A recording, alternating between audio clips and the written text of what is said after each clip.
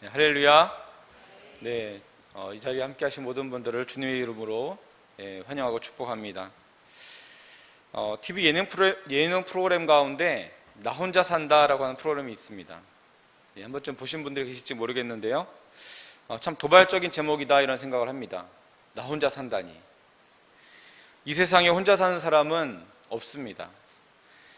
나 혼자 산다라는 이 제목도 실제로 아무 관계도 맺지 않고 혼자 살아간다라고 하는 것을 의미하는 것은 아니고 1인 가구로 살아가는 사람의 모습을 보여주고 있는 그런 프로그램이다라고 할 수 있습니다. 그리고 또한 실제로 방송에 출연하는 사람들이 주변 사람들과 아무런 관계를 맺지 않고 살아가는 것이 아니라 오히려 그 사람들끼리 잘 뭉쳐서 재밌게 살아가는 모습을 보여주는 그런 프로입니다. 이렇듯 사람은 모두가 관계 속에서 살아가도록 되어 있습니다. 우리가 이렇게 관계 속에서 사는 것은 우리가 그렇게 지음 받았기 때문입니다. 왜 하나님은 인간을 관계 속에서 살아가도록 그렇게 지으셨을까요? 바로 하나님이 우리와 관계 맺기를 원하시기 때문에 그렇습니다. 하나님도 혼자가 아니시죠. 하나님도 관계 가운데 계십니다. 성부 하나님, 성자 하나님, 그리고 성령 하나님, 이 세 분이 서로 완전한 관계를 이루고 계십니다. 그리고 그 형상을 따라서 지음받은 우리도 관계 가운데 살아가게 된 것이죠. 하나님이 아담을 지으신 후에 독초하는 것이 좋지 않다라고 하시면서 하와를 보내주십니다. 만들어서 보내주시는데, 물론 짝이 없는 것이 좋지 않다라는 그런 의미도 있었겠지만 관계없이 혼자 존재하는 것이 좋아 보이지 않았다라고도 볼 수 있을 것 같습니다. 에덴 동산에서 인간이 범죄함으로 인해서 가장 큰 타격을 받은 것이 바로 관계의 단절이었습니다. 하나님과의 관계가 단절되고 사람 사이의 관계도 어그러지게 된 것입니다. 하나님은 우리가 하나님과 멀어진 채로 살아가는 것을 원하지 않으셨고, 그래서 예수 그리스도와 십자가를 통해 다시 관계를 회복시키셨던 것입니다. 우리가 어떤 사람을 만났을 때 간혹 저 사람은 4차원이야 이런 표현을 사용할 때가 있죠. 어떨 때 우리가 그런 표현을 쓸까요? 저 사람은 4차원이야. 그 사람의 말과 행동이 우리의 상식과 이해의 범위를 벗어났을 때, 이해할 수 없는, 우리가 상식적으로 도저히 이해할 수 없는 그런 말과 행동들을 하는 사람을 보고 우리는 4차원이다 이렇게 이야기를 합니다. 건축을 하려면 이 도면이 필요하죠.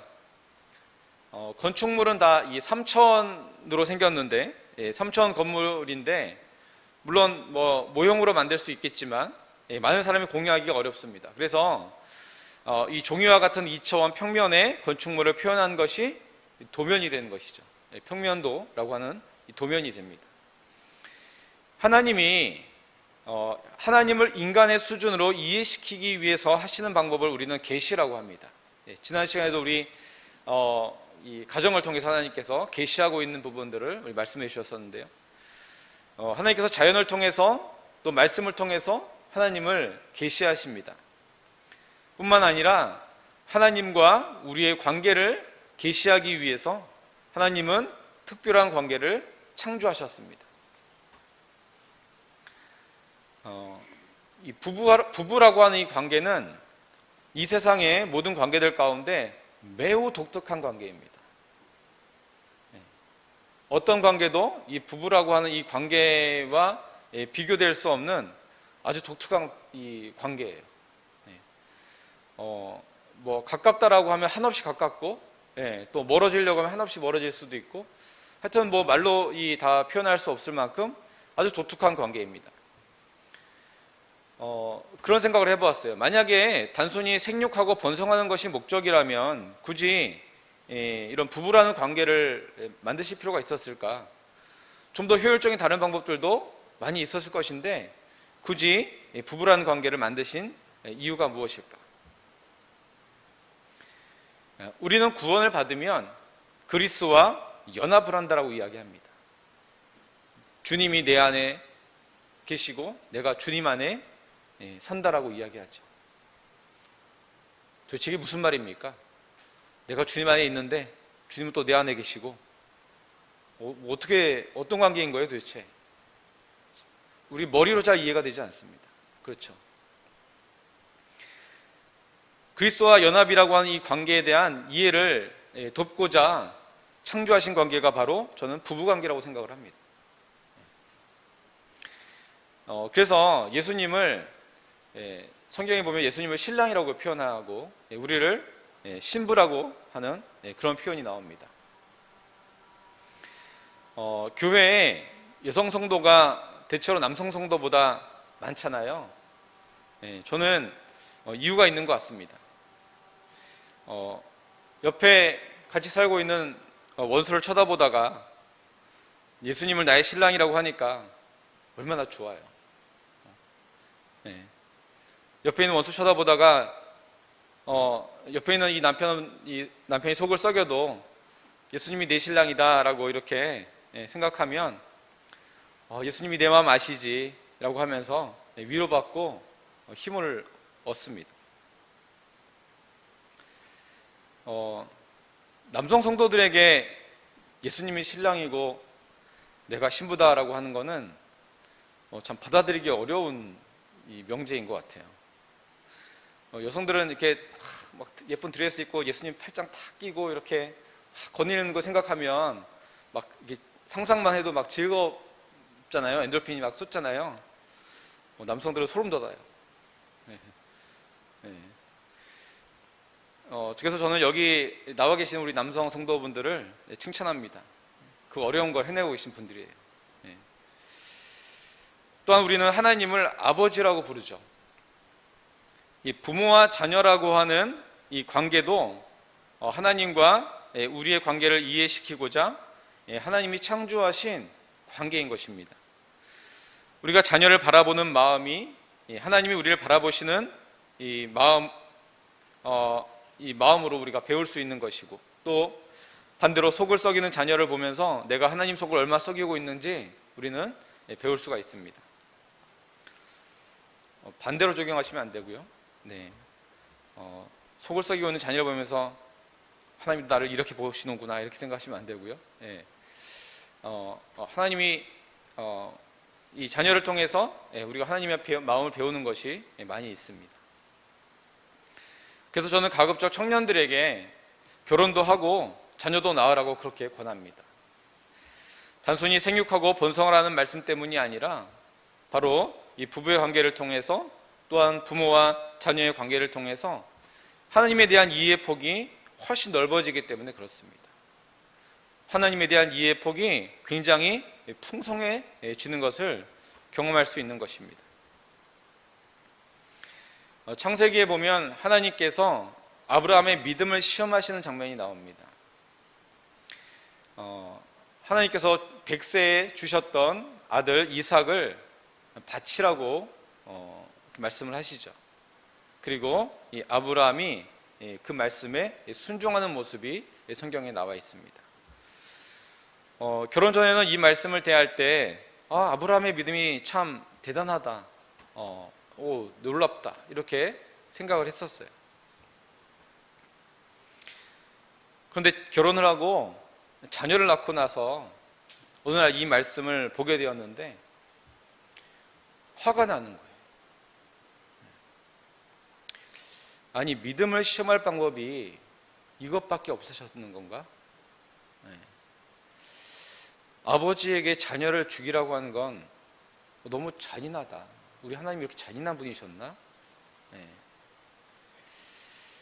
아무리 마지막 순간에 아브라함을 막으셨다라고 하지만 사실 칼을 들어서 내리치려고 했던 그 순간에 이 아브라함의 마음속에서는 이미 아들은 죽은 거예요. 이삭은 죽은 거예요. 죽이려고 마음 먹고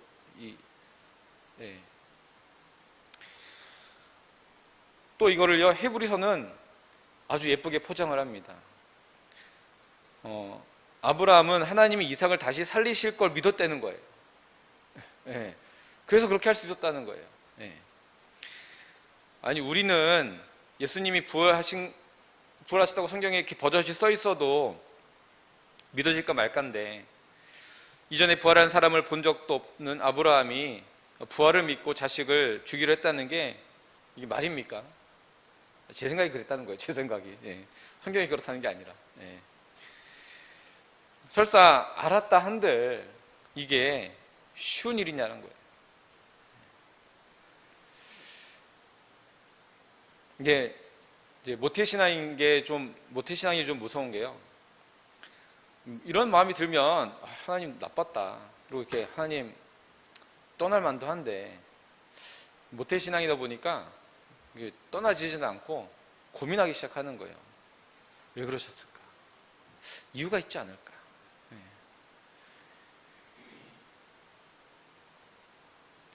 그러다가 어느 날 문득 이런 마음이 들었습니다.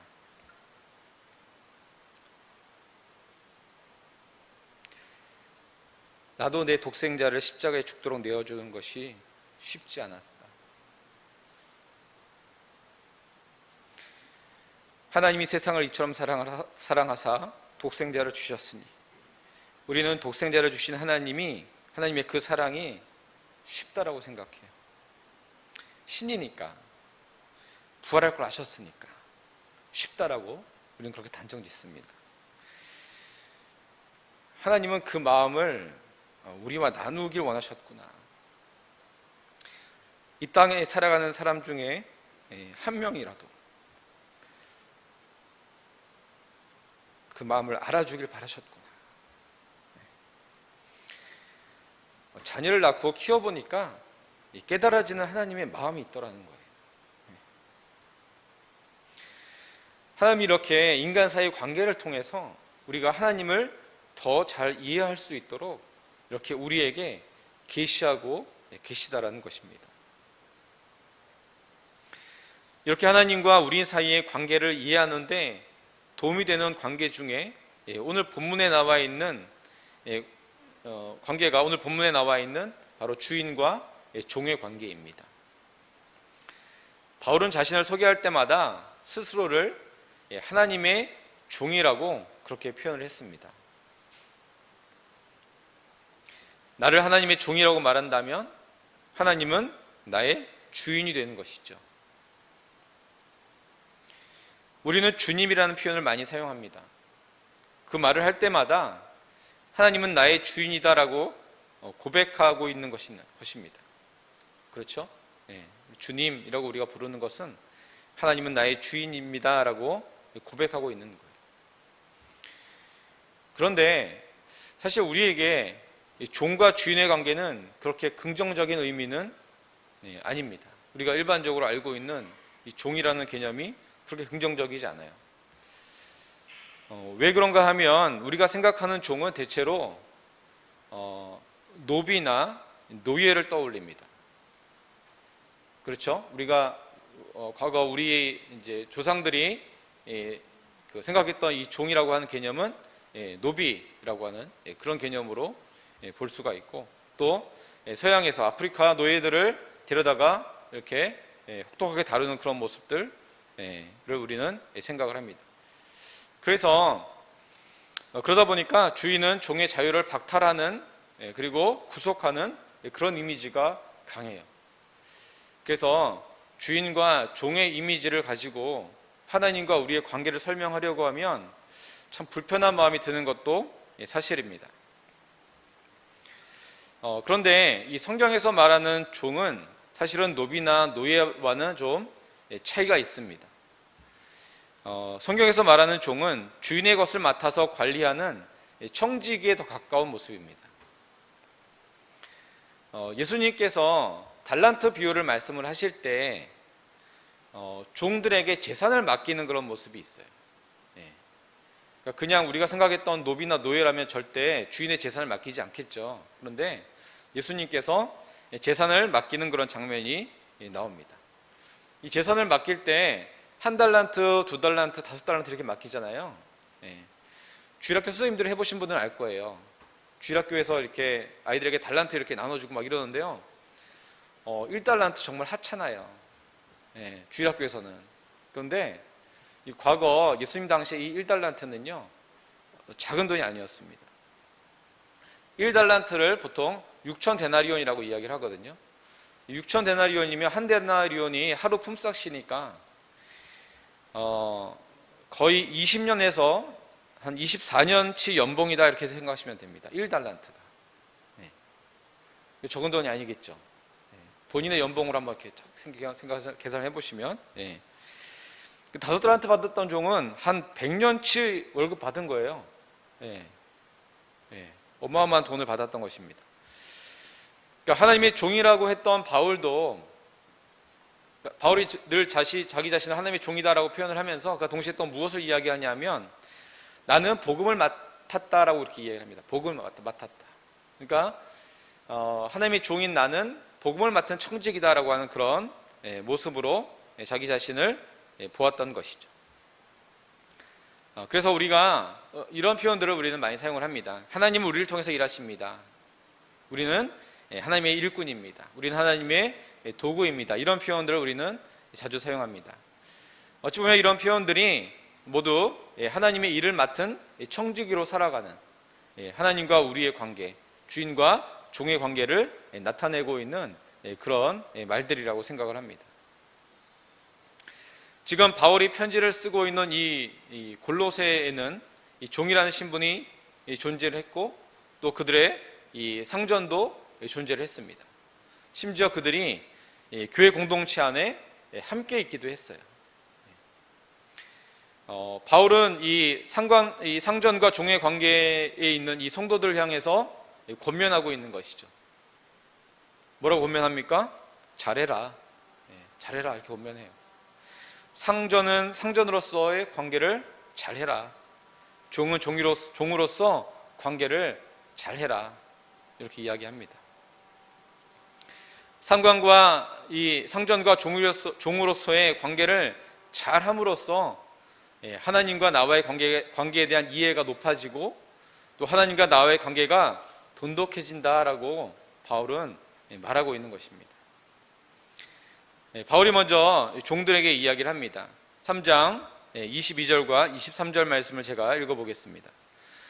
종들아, 모든 일에 육신의 상전들에게 순종하되 사람을 기쁘게 하는 자와 같이 눈가림만 하지 말고 오직 주를 두려워하여 성실한 마음으로 하라. 무슨 일을 하든지 마음을 다하여 주께 하듯 하고 사람에게 하듯 하지 말라. 바울은 말하고 있습니다. 눈가림하지 말고 성실한 마음으로 해야 된다.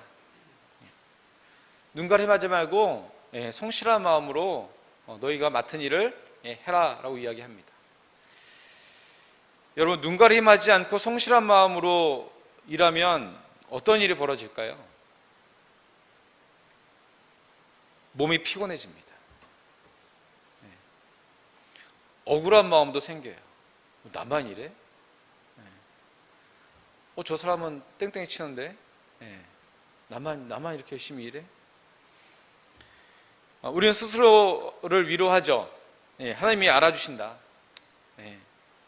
하나님이 나를 높여주실 거야. 하나님이 나를 보상해 주시겠지. 그런데 바울이 하고 싶었던 이야기는요, 그냥 이렇게 참고 견디라는 게 아니에요. 주인 앞에서 성실하게 살아감을 통해서 하나님 앞에 청지기로 살아가는 이 하나님과 나와의 관계를 배우게 된다는 거예요. 하나님과의 관계가 좋아진다라고 말하는 거예요. 그냥 열심히 일하고 하나님께서 나를 보상해 주시고 이런 차원이 아니라 내가 이 종으로서 청지기로서 내가 최선을 다해서 살아가는 그 자체가 내가 하나님에 대한 이해가 높아지고 하나님 앞에서 내가 청지기로 살아가는 그런 삶을 살아가는 관계로 발전하게 된다라고 하는 것을 이야기하고 싶은 것입니다. 바울이 주님께 하듯 하라고 말한 것이 같은 의미인 거예요. 무슨 일을 하든지 최선을 다해라 이런 뜻도 물론 있을 수 있겠지만, 주께 하듯 하라는 이 말이 너 할 수 있는 최선을 다해야 돼 이런 의미로 한 말일 수도 있겠지만, 종과 상전의 관계가 나와 하나님과의 관계를 나타내주고 있기 때문에 상전에게 하는 것과 하나님께 하는 것이 동일한 자세로 해야 된다라고 하는 것을 우리에게 말해주고 있는 것입니다. 바울이 살던 시대의 종의 제도는 우리 사회에 더 이상 존재하지 않죠. 이 종과 상전의 관계를 이 사회생활을 하면서 만나는 상하관계에 적용해 볼 수 있을 것 같아요.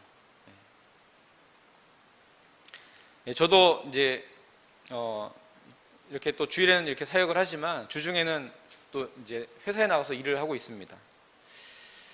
처음에 그 회사 들어가게 됐을 때 여러 가지 좋은 환경들이었기 때문에 참 감사했어요. 근데 언제부턴가 제 안에 이 윗사람에 대한 불만이 쌓이기 시작하는 거예요. 월급도 많이 안 주는데 적당히 그냥 할 만큼만 할까? 이런 마음도 좀 생기는 거죠. 이번 주에 이 말씀을 준비하면서 반성을 많이 했습니다. 네.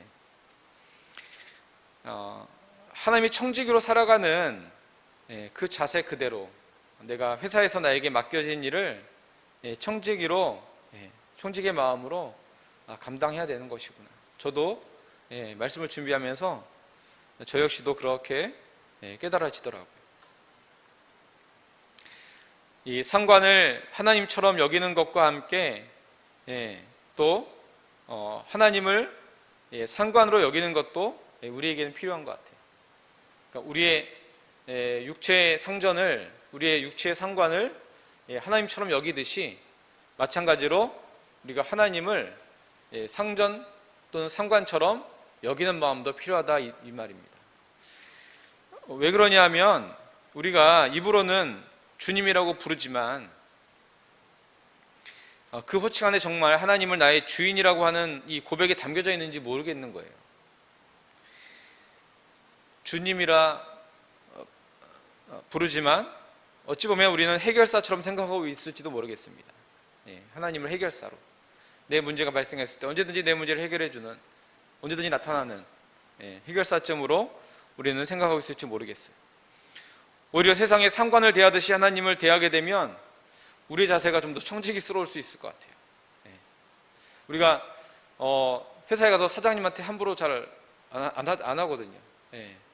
회사에 가서 자신보다 높은 상관이 이야기하면 싫어도 어쨌든 열심히 합니다. 저 봐도 그렇더라고요. 이것을 정확하게 알았던 사람이 성경에 한 명 등장을 하는데 바로 예수님에게 자신의 종을 고쳐달라고 했던 백부장이었어요. 어느 날 예수님에게 백부장 한 명이 와서 자신의 종을 고쳐달라고 이야기를 합니다. 이 백부장이 이 이스라엘 유대인들에게 좋은 일을 많이 했던 사람이라 심지어는 이스라엘 장로들도 이 사람은 좀 도와줄 필요 있다고 이렇게 말을 할 정도로 인품이 훌륭한 사람이었어요. 그래서 예수님께서 그 이야기를 듣고 알겠다고 이제 그 종이 누워있는 당신의 집으로 가보자라고 해서 출발하려고 하십니다. 그때 그 백부장이 이렇게 얘기를 해요. 저도 다른 사람의 명령을 받는 사람이고 제 밑에도 제 명령을 받는 사람들이 있는데 예수님이 굳이 제 집에 오실 필요가 뭐가 있습니까? 예수님이 말씀만 하시면 그 병이 나을 것을 제가 믿습니다. 이렇게 이야기를 합니다. 예수님께서 칭찬해 주세요. 이스라엘 중에서도 내가 이만한 믿음 본 적이 없다. 세상에서 이 종과 상전의 관계를 아주 잘 이해했던 이 백부장이 하나님과 이 하나님에 대한 이해도 높았던 것을 보여주는 예라고 생각을 합니다. 자, 이제 종들에게 향했던 이 말씀이 이제는 상전들에게로 향합니다. 바울이 이제는 상전들에게 이야기합니다. 골로새서 4장 1절 말씀에 보면 상전들아 의와 공평을 종들에게 베풀지니 너희에게도 하늘에 상전이 계심을 알지어다. 바울은 상전들에게 의와 공평을 베풀어라 이렇게 이야기합니다. 너희에게도 하늘에 상전이 계심을 알라고 이렇게 하신 이 말씀은 마치 하나님이 너 보고 있으니까, 하나님이 널 보고 계시니까 네가 의와 공평을 베풀어야 하나님도 너에게 그렇게 해주실 거야 라고 하는 것처럼 그렇게 보일 수도 있어요. 의와 공평을 베풀어라, 하나님 보고 계신다, 그렇죠, 그런 의미도 되겠죠. 그런데 그것보다는 하나님의 의와 공평으로 우리를 다스리는 분이기 때문에 의와 공평을 내가 베푸는 것을 통해서 하나님에 대한 이해가 넓어진다는 거예요. 하나님을 이해하게 된다는 겁니다. 하나님과의 관계가 좋아진다라고 그렇게 이야기하고 있는 것입니다. 우리는 누군가의 부하이면서 또한 동시에 누군가의 상관이 되어야기도 합니다. 종과 이 상관의 입장을 다 서보게 되어지는 것이죠. 상전의 위치에서는 의와 공평으로, 그리고 종의 위치에서는 청지기의 자세로, 이런 관계를 잘 세워나갈 때 우리도 하나님과의 관계가 잘 세워지게 된다라고 이야기하고 있는 것입니다. 우리가 하나님과의 관계가 잘 세워지게 되면 이제는 그 관계가 주변으로 이렇게 확산이 되어집니다. 그래서 4장 5절과 6절에는 이런 말씀을 합니다. 외인에게 대하여서는 지혜로 행하여 세월을 아끼라. 너희 말을 항상 은혜 가운데서 소금으로 맛을 냄과 같이 하라. 그리하면 각 사람에게 마땅히 대답할 것을 알게 될 것이다. 주변으로 관계가 퍼져나갈 때 우리가 반드시 기억해야 될 것이 바로 은혜입니다. 보통 우리 이렇게 성도분들이 교회 안에서는 이미지가 좋잖아요. 그런데 밖에 나가면 그렇지 못한 경우들이 많이 있어요. 제가 오래전에 보았던 드라마 가운데 그런 그 드라마에 등장하는 두 할머니가 계셨어요. 한 분은 불교를 믿는 할머니, 또 한 분은 기독교를 믿는 할머니. 두 할머니가 이렇게 딱 등장을 했는데 참 대조되는 모습으로 그림을 그렸어요. 그러니까 이 불교를 믿는 할머니는 외양도 좀 이렇게 둥글둥글 하시고 성격도 좀 이렇게 무던하시고 뭐 그런 좀 이렇게 인자한 이런 모습으로 이렇게 좀 묘사가 된 반면에 교회를 다니는 이 할머니는 얼굴도 좀 이렇게 약간 이렇게 갸름하고, 약간 성격도 좀 이렇게 그냥 이렇게 딱딱 뭐 이렇게 좀 약간 까칠한 그런 느낌도 좀 있고, 뭐 약간 그런 느낌으로 좀 이렇게 묘사가 되는 그런 드라마를 예전에 본 적이 있습니다. 이제 불교를 제가 이제 아마 그 배우분들의 성함을 말씀드리면 여러분들 머릿속에 더 딱 이미지가 생기실 것 같아서, 그때 불교를 믿는 분으로 등장하셨던 분은 강부자 선생님, 그리고 이제 교회를 다니는 분으로 묘사됐던 분은 이제 여운계 선생님. 딱 그림이 딱 보이시죠, 이렇게. 근데 보면서 저는 교회 다니니까 좀 이렇게 마음이 좀 불편하면서도 왜 그 이해가 돼요, 그게. 그 이해가 되는 거예요, 그게. 그렇지라고. 그게 참 좀 그랬어요. 보니까 이 교회 다니는 사람들이 똑소리 나고 틀린 말은 안 하는데, 그죠? 틀린 말 안 하잖아요. 근데 왠지 정감이 안 가는 거예요. 오히려 뭐 상처를 주기도 하는 거죠. 당연히 우리는 옳은 것을 옳다라고 해야 되고 또 아닌 것을 아니라고 해야 되는 것이 맞습니다. 그런데 우리 기독교가 기본적으로 배타적이잖아요. 그렇죠? 배타적이고 타협이 안 되는 게 많아요, 우리는. 그렇기 때문에 그냥 가만히 있으면 그런 이미지가 굉장히 강합니다. 그래서 우리가 개별적으로 다른 사람과 관계를 맺을 때는 우리가 좀 은혜를 흘려보내는 그런 모습이 좀 필요하지 않을까, 이런 생각을 해보게 됩니다. 이 믿지 않는 사람들과의 이 관계를 할 때 우리가 기억해야 될 것이 은혜를 두 가지가 있는데, 첫 번째가 은혜를 보내고 있는가, 내가 정말 은혜를 지금 잘 흘려보내고 있는가, 이런 것들을 한번 생각하면서 이 관계를 맺어가면 좋을 것 같고요. 또 하나는 하나님께 영광이 되어지고 있는가. 예수님도 이렇게 말씀을 하셨죠. 너희 착한 행실을 보고 그 사람들이 하나님께 영광을 돌리게 해라. 나의 말과 행동으로 인해서 하나님께 영광이 되고 있는지를 우리가 잘 살펴보면 좋을 것 같습니다. 저는 오늘 본문을 이 관계라는 측면에서 살펴보았습니다. 이것이 유일한 해석이라고 할 수는 없겠지만 오늘 살아가는 우리에게 중요한 관점을 제공하고 있다고 생각을 합니다. 하나님이 인간을 만드신 목적이 바로 우리와 교제하기 위해서였습니다. 우리와 관계하시기 위해서 우리를 만드셨던 것입니다. 우리가 하나님과의 관계를 더 잘 이해하고 하나님과 좋은 관계를 이어갈 수 있도록 하나님은 우리 안에 관계를 창조하셨습니다. 부부의 관계, 또 부모와 자녀의 관계, 그리고 상전과 종의 관계. 하나님과의 관계가 좋으면 이런 관계들도 좋은 방향으로 영향을 받을 것이고, 반대로 이런 관계들을 통해서 우리는 하나님을 이해하고 하나님과의 관계가 좋아지는 그런 작용도 일어날 것입니다. 구원을 받고 하나님의 자녀가 된 우리는 이제 하나님과의 관계를 잘 회복할 필요가 있습니다. 부모와 자녀가 한 집에 산다고 해서 관계가 좋다고 말할 수 없는 것처럼 우리가 하나님의 자녀가 되었다고 해서 끝나는 것이 아니라 끊임없이 하나님과의 관계를 좋게 만들어가야 하는 것이죠.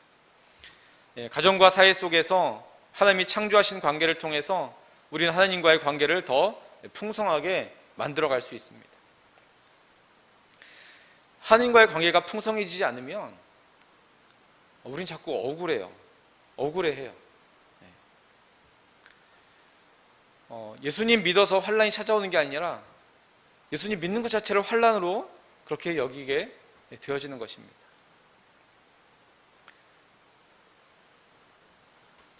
이 세상에서 자기 하고 싶은 대로 다 하고 살다가 자기 마음대로 자기 살고 싶은 대로 다 하고 살다가 죽기 직전에 예수님 영접하고 돌아가시는 분이 있어요.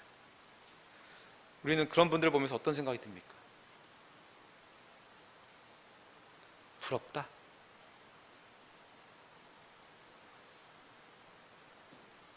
그렇게 얘기해요. 우리는 그건 부끄러운 구원이지 우리는 달라, 그죠?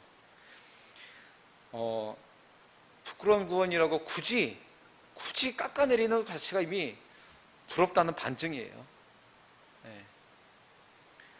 우리 안에 어떤 마음이 있냐면요, 우리가 천국에서 더 좋은 걸 누리기 위해 이 땅에서는 우리가 희생하고 있다, 이런 생각이 있는 거예요. 예수님 믿는 이 삶이 행복한 게 아니라 마치 더 큰 보상을 위해서 지금 깎아가는 그런 과정처럼 우리는 그렇게 생각하고 있지 않냐라는 거예요. 우리가 그런 분들을 볼 때 안타까워야 돼. 왜 저분은 하루라도 더 빨리 예수님 못 믿었을까? 왜 이 좋은 것을 저분은 누리지 못하고 떠나셨을까? 안타까운 마음이 들어야 돼. 내가 하나님 믿는 것이 좋아야 전도도 되지 않겠습니까? 내가 좋아야 자신 있게 소개도 하죠. 나는 막 힘들고 싫은데 소개하고 싶은 마음이 안 들지 않겠습니까? 우리가 하나님과 좋은 관계를 가져야 하는 이유가 여기 있는 거예요. 하나님은 우리가 이 땅에서도 하나님과 풍성한 교제를 누리기를 원하시는 것입니다.